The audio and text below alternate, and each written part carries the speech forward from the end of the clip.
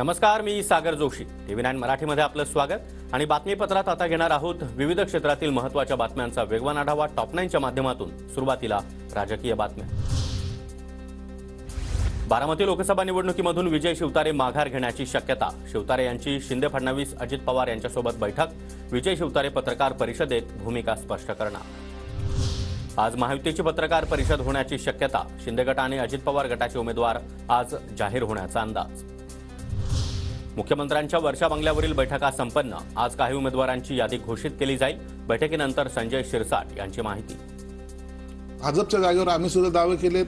आमच्या जागेवर काही ठिकाणी भाजपने दावे केलेत, काही ठिकाणी राष्ट्रवादीने दावे केलेत, परंतु याच्या चर्चा ह्या अंतिम टप्प्यात आलेल्या आहेत. आज बहुतेक आज संध्याकाळपर्यंत ह्या सर्व चर्चा संपलेल्या असतील आणि उद्या यादी जाहीर होईल असं एकंदरीत चित्र आहे.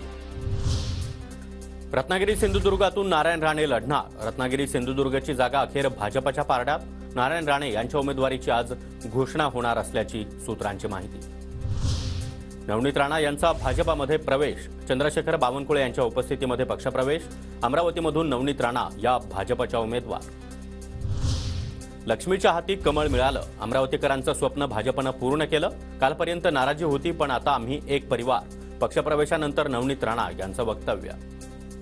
अमरावतीकरांची जे स्वप्न होतं की आमची अमरावतीकरची सून लक्ष्मीच्या हाती कमळ राहायला पाहिजे, त्यांचं स्वप्न साकार होताना आणि अमरावतीचे विकासासाठी एक नवीन पाऊल मी घेऊन येणार आहे.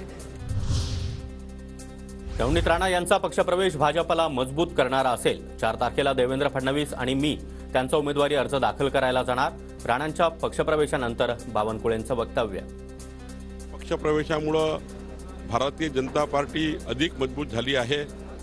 अमरावतीमध्ये, पश्चिम विदर्भामध्ये नवनीत राणा या फायर ब्रँड नेते आहेत आणि मला त्यांच्या नेतृत्वावर विश्वास आहे. नवनीत राणांचा प्रचार करणार नाही, त्यांचा पराभव करणार. बच्चू कडू यांची TV9 मराठीवर आक्रमक प्रतिक्रिया. तर जिल्ह्याच्या विकासासाठी नवनीत राणांचा विजयी करा.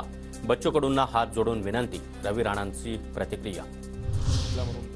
उमेदवारी दिली म्हणजे विजय झाला असं नाही. अमरावतीमधून चांगला उमेदवार निवडून आणणार. नवनीत राणांच्या भाजप प्रवेशावरून बच्चू कडूंची प्रतिक्रिया.